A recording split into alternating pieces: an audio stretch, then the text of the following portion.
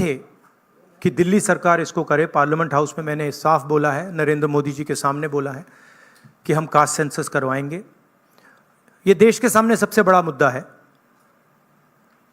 तकरीबन 50% एस्टिमेट है, 50% पिछड़ा वर्ग है, उनकी कहीं पार्टिसिपेशन नहीं है, सरकार में नहीं है, कॉर्पोरेट इंडिया में नहीं है, मीडिया में नहीं है। 15% दलित हैं, 8% आदिवासी हैं, उनकी भी कोई पार्टिसिपेशन नहीं है। तो कास्ट सेंसस सेंट्रल पिलर है हमारी स्ट्रेटजी का। हमने पार्लियामेंट हाउस में मैंने कहा है 50% रिजर्वेशन की दीवार भी हम तोड़ देंगे, वो भी प्रधानमंत्री करना नहीं चाहते हैं। हेल्थ इंश्योरेंस का हमारा यहाँ एक स्कीम है जो राजस्थान में बहुत सक्सेसफुल था। 25 लाख रुपए का स्वास्थ्य बीमा गरीब लोगों को, किसानों को, मजदूरों को, बेरोजगार युवाओं को ऑपरेशन की ज़रूरत हो, दवाई की ज़रूरत हो, MRI की ज़रूरत हो, जो भी मेडिकल फैसिलिटीज़ की ज़रूरत हो, 25 लाख रुपए तक की फैसिलिटी हमारी सरकार प्रोवाइड करेगी। और फाइनल जो युवा हैं, जो नरेंद्र मोदी जी की पॉलिसीज़ ने, नोटबंदी ने, GST ने जिनको बेरोज़गार किया है, उनके लिए अनएम्प्लॉयमेंट अलाउंस 4,000 रुपये का मंथली, और 2.5 लाख जो सरकारी नौकरियां हैं उनको हम कमिट कर रहे हैं कि उनको हम आपके हवाले करेंगे। तो ये हमारा प्रोग्राम है। मेन इशू वही है। एक तरफ अदानी जी खड़े हैं, धारावी पे निशाना है, महाराष्ट्र की जो धन है उस पर निशाना है, मुंबई के नेचर को चेंज करने का लक्ष्य है, और दूसरी तरफ हमारे किसान, मजदूर, युवा जो एस्पायर कर रहे हैं, जो सपना देख रहे हैं, जिनका सपना हर रोज़ महाराष्ट्र की सरकार तोड़ रही है। तो ये लड़ाई है। Thank you.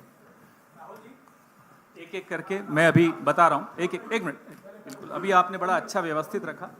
इससे पहले आप सवाल शुरू करें, राहुल जी से मैं आग्रह करूंगा कि आपके सामने कुछ और भी कुछ ऐसा दिखाएं। एक सेकंड, वो क्या था? व्हाट वाज द नारा दैट मोदी जी गेव?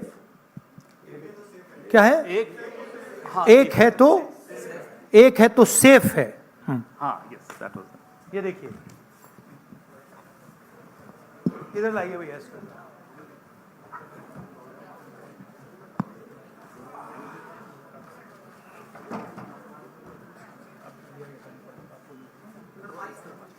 ये है नरेंद्र मोदी जी का एक है तो सेफ है। ये देखिए, एक है तो सेफ है।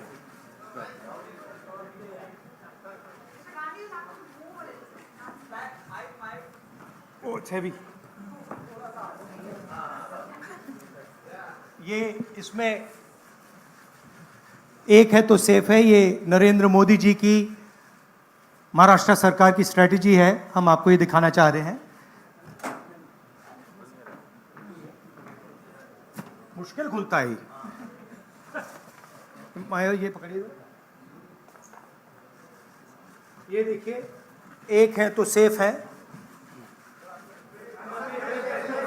देख लीजिए। और ये स्ट्रैटेजी का लक्ष्य है। देखिए, एक है तो सेफ है, धारावी का मैप है। ये भी दिखा दीजिए, दूसरा पोस्टर दीजिए। ये 1 लाख करोड़ रुपए का धंधा चल रहा है। ये आप देखिए, हमारे प्रधानमंत्री जी और अदानी जी एक साथ खड़े हैं, एक हैं तो सेफ हैं, और ये लक्ष्य है। तो उन्होंने अपना नारा दिया है, हम उनका थोड़ा नारे को आपको समझाना चाहते थे। धन्यवाद राहुल जी। ये अच्छा है, इसको पीछे रखेंगे। अच्छा, वो पोस्टर भी लगा दो साइड पे, पकड़ लो। एक इस साइड पकड़ लो, बताइए भैया। एक सेकेंड, आलोक देशपांडे, इंडियन एक्सप्रेस। राहुल जी, आप हमेशा कहते आए हैं कि महाराष्ट्र के DNA में कांग्रेस है। तो जब से ये इलेक्शन का मुद्दा शुरू हुआ, तब जब विकास का मुद्दा था, तो आज वो आगे कटेंगे तो कटेंगे, वोट जिहाद इन मुद्दों पे आके रुक गया है। तो क्या आपको लगता है कि इन सारी स्लोगन्स के वजह से महाराष्ट्र के डीएनए को कुछ नहीं, हार्म उनका होने जो वाला है? स्लोगन, मेन जो स्लोगन है, एक है तो सेफ है, वो मैंने इतनी अच्छी तरह आपको दिखाया है, उसको समझाया है कि एक है तो सेफ है। एक कौन है? एक नरेंद्र मोदी जी हैं, अदानी जी हैं, अमित शाह जी हैं। सेफ है तो कौन सेफ है? अदानी जी सेफ हैं। कष्ट किसको होगा? धारावी की जनता को होगा। नुकसान किसका होगा? धारावी की जनता को होगा। जो हिंदुस्तान की स्मॉल और मीडियम इंडस्ट्रीज हैं, जिसका एक चिन्ह धारावी है, उसको एक व्यक्ति के लिए खत्म किया जा रहा है। तो लड़ाई यही है। नारा उन्होंने दिया, हमने आपको समझा दिया। इस इलेक्शन का नारा मोदी जी ने दिया है और बिल्कुल सही नारा है। एक है तो सेफ है। सवाल है सेफ कौन है, सेफ किसका है, एक कौन है, यह सवाल है। दीपक भट्टू से लोकमत। राहुल जी, आज मार्केट में किसानों को सोयाबीन का 4,000 रुपया करीबन रेट मिल रहा है। एमएसपी है 4,830 रुपया। तो आपने कहा है कि हम लोग 7,000 रुपये देंगे अगर सत्ता पे आएंगे तो, और प्लस बोनस। तो 4,000 और 7,000 प्लस बोनस, ये जो डिफरेंस है वो कहाँ से कांग्रेस कॉम्पेंसेट करेगी? ये हमने सारे कैलकुलेशंस कर रखे हैं, हमारा एक्सपीरियंस है, हमने ऐसी ही पॉलिसीज छत्तीसगढ़ में चलाई हैं। तो financially there is no problem, this is easily feasible, we have done all the calculations. Study किया है हमने। अगर आप डिटेल्स चाहते हैं तो हमारी टीम से हम आपको पूरा फाइनेंशियल डिटेल्स, ये जो हमारी कमिटमेंट्स हैं, इसका पूरा फाइनेंशियल डिटेल हम आपको दे देंगे, कोई प्रॉब्लम नहीं है। रंजीत सिंह एएनआई। अभी राहुल जी गुड मॉर्निंग। मैं रंजीत एएनआई से। आप चूंकि काफ़ी केंद्रित हैं धारावी के मुद्दे को लेकर के, तो मैं सवाल करना चाहूँगा कि 2005 से धारावी में कोई डेवलपमेंट हुआ नहीं है, रीडेवलपमेंट के नाम पे अगर हम बात करें तो अब जो योजना वहाँ चल रही है, आप चूंकि कह रहे हैं कि बिलियनियर को लखपति बनाने की कोशिश है, लाख करोड़ का उनका टारगेट है, तो 2005 से अब तक जो विकास नहीं हुआ है, अब अगर शुरू हुआ है, उसमें आपको कमियां नजर आती हैं, और आप सरकार आने पे बदलने की बात भी की है महाविकास आघाड़ी ने। नहीं, विकास तो नहीं हुआ सवाल नहीं है, रीडेवलपमेंट। हाँ, रीडेवलपमेंट। हाँ, तो उसके लिए अगर सरकार आपकी आती तो योजना बंद होगी, तो वो पुनर्विकास और लंबा नहीं खींच जाएगा, 3 साल या 5 साल कम से कम लगेंगे, फिर एक बार शुरू होके और लेट। देखिए, हमारी पोजीशन बिल्कुल क्लियर है। ये जो ज़मीन है, जो लोग धारावी में रहते हैं उनकी ज़मीन है, वो उस पे सालों से रह रहे हैं, वहाँ पे वो काम करते हैं, स्मॉल और मीडियम बिजनेसेस का हब है। धारावी को कन्वर्ट करने में दूसरी भी इश्यूज़ हैं।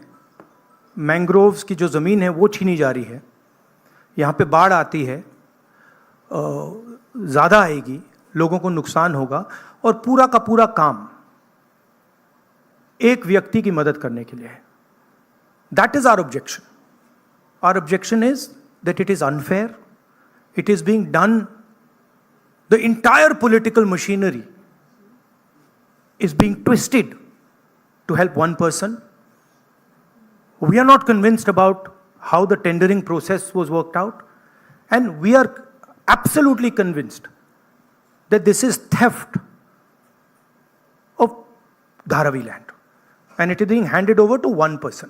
इसी व्यक्ति को देश के एयरपोर्ट्स दिए जा रहे हैं, इसी व्यक्ति को डिफेंस की पूरी मैन्युफैक्चरिंग की इंडस्ट्री दी जा रही है, इसी व्यक्ति को पोर्ट्स दिए जा रहे हैं, इसी व्यक्ति को धारावी दिया जा रहा है, इसी को मुंबई का एयरपोर्ट दिया जा रहा है। और मैंने यहाँ पे आपको क्लियरली दिखाया है कि पुराना रिश्ता है प्रधानमंत्री का। तो ये अदानी जी अपने आप नहीं कर सकते हैं। Without clear support of the prime minister of India, Dharavi can not be taken away from the people of India. तो ये हो रहा है यहाँ पे, और ये चुनाव का मुद्दा है, बैकग्राउंड में है, फोरग्राउंड में है। यही मुद्दा है कि महाराष्ट्र का जो धन है वो महाराष्ट्र की जनता को मिलेगा, महाराष्ट्र के लोगों को मिलेगा, या फिर एक व्यक्ति को मिलेगा। और मैंने यहां प्रोजेक्ट्स के बारे में बोला है, मेरे पास लिस्ट है। जो प्रोजेक्ट्स महाराष्ट्र के थे, जो आपसे छीनकर, महाराष्ट्र के युवाओं से छीनकर दूसरे स्टेटों में गए हैं। मैं लिस्ट पढ़ना चाहूंगा और टोटल इसकी जो वैल्यू है, महाराष्ट्र के युवाओं को मालूम होना चाहिए कि आपकी सरकार क्या कर रही है। वेदांता का फॉक्सकॉन सेमीकंडक्टर प्लांट जो था, 1 लाख युवाओं को महाराष्ट्र में रोजगार मिलता। 1.5 लाख करोड़ रुपए की इंडस्ट्री का प्रोजेक्ट था, यह आपसे छीन लिया गया है। टाटा एयरब्रश प्रोजेक्ट, 6,000 युवाओं को हाईली टेक्निकल रोजगार मिलता, 1.8 लाख करोड़ रुपए का प्रोजेक्ट है, यह आपके हाथों से छीन लिया गया है। IPhone manufacturing plant, 75,000 jobs Maharashtra के युवाओं को मिलते, 2 लाख करोड़ रुपए का प्रोजेक्ट था, यह आपके हाथ से छीन लिया गया है। International finances service centre, 2 lakh युवाओं को रोजगार मिलता, 1.63 लाख करोड़ का प्रोजेक्ट है, यह आपके हाथ से छीन लिया गया है। गेल पेट्रोकेमिकल प्रोजेक्ट, 60,000 करोड़ का प्रोजेक्ट है, 20,600 युवाओं को रोजगार मिलता, यह आपसे छीन लिया गया है। बट ड्रग पार्क, 80,000 युवाओं को रोजगार मिलता, 3,000 करोड़ का प्रोजेक्ट है। सेमीकंडक्टर प्लांट्स, 90,000 करोड़ के प्रोजेक्ट्स हैं, 3 लाख युवाओं को रोजगार मिलता। टोटल 5 लाख युवाओं के जो जॉब्स हैं वो आपसे छीने गए हैं। महाराष्ट्र के युवाओं, आप इस बात को समझिए, धारावी की जमीन छीनी जा रही है। मोदी जी सामने बोल रहे हैं, एक हैं तो सेफ हैं, अदानी जी को दी जा रही है। 7 लाख करोड़ रुपए के प्रोजेक्ट्स आपसे छीने गए हैं और 5 लाख युवाओं को रोजगार मिल सकता था, वो आपसे लिया गया है और दूसरे प्रदेशों में गया है। यह रिकॉर्ड है, यह पक्की बात है, यह हवा की बात नहीं है। अनन्या गुप्ता, और पीटीआई। अगर आप इसके डिटेल चाहते हैं तो हम आपको सबको डिटेल्स दे सकते हैं। महाराष्ट्र के युवाओं, आप ये बात समझिए, आपसे आपकी सरकार, महाराष्ट्र की सरकार रोजगार चोरी कर रही है। Sir, if we see the tendering process, it is stated that everyone will get houses in Dharavi who are staying over there. So how do you claim and justify that people will get Everybody homeless? everybody knows how Adani tendering process works. The whole country knows it. Okay, everybody knows how CBI is used, how ED is used, how income tax department is used, how people are pressured. An example is sitting in front of you in Mumbai airport. It's there for everybody to see. Now, it's one thing if the media doesn't want to report it, right?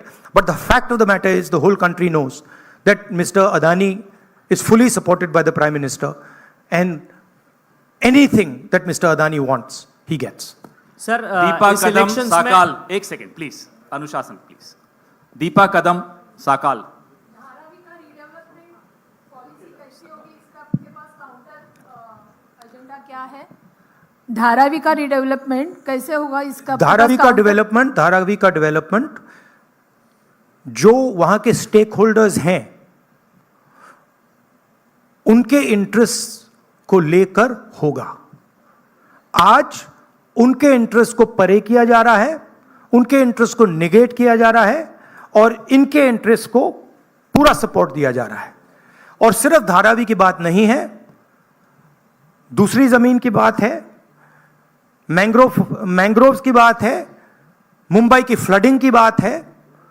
तो ये simple चीज नहीं है कि भाई सिर्फ धारावी जा रहा है, ये बड़ा कॉम्प्लिकेटेड डिसीजन है। और हम चाहते हैं कि जो धारावी के स्टेक होल्डर्स हैं और मुंबई की जनता का इसका फायदा हो।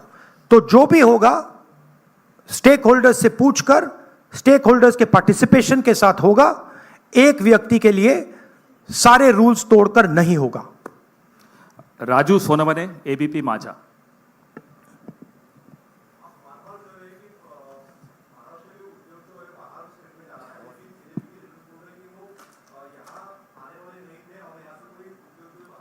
नहीं, मैंने आपको लिस्ट पढ़ के दी है। 8 प्रोजेक्ट्स मैंने आपको डिटेल करके दिए हैं, क्योंकि बीजेपी ने बात बोली है मेरे बारे में कि कौन से प्रोजेक्ट्स की बात कर रहा हूं। तो ये हैं प्रोजेक्ट्स, लिस्ट हैं। इन प्रोजेक्ट्स को आप देख लीजिए, आप स्टडी कर लीजिए। ये सारे के सारे महाराष्ट्र में आने थे, ये सारे के सारे गुजरात गए हैं, ये फैक्ट है। लास्ट और ये हर महाराष्ट्र के युवा को मालूम होना चाहिए कि आपकी जमीन अदानी जी को दी जा रही है, आपका फ्यूचर अदानी जी को दिया जा रहा है, और यहां पे जो 8 प्रोजेक्ट्स हैं जो पूरे महाराष्ट्र के युवाओं के फ्यूचर के प्रोजेक्ट्स थे, वो सब छीन कर आपसे दूसरे स्टेट में चले गए। राहुल जी अक्षय एक सेकंड ऐसा राहुल जी ऐसे नहीं भैया एक एक करके एक प्लीज। एक करके अभी वो कहीं नहीं जा Thank रहे you. जब तक आप अक्षय मानकणी नहीं, टीवी 9 मराठी। राज्य में विधानसभा इलेक्शन चालू है, बट देवेंद्र फडणवीस बोल रहे हैं कि ये धर्मयुद्ध अभी खेलना पड़ेगा क्योंकि सज्जाद तोमानी जो मुस्लिम पर्सनल लॉ बोर्ड के प्रवक्ता है, उनकी एक ऑडियो क्लिप ये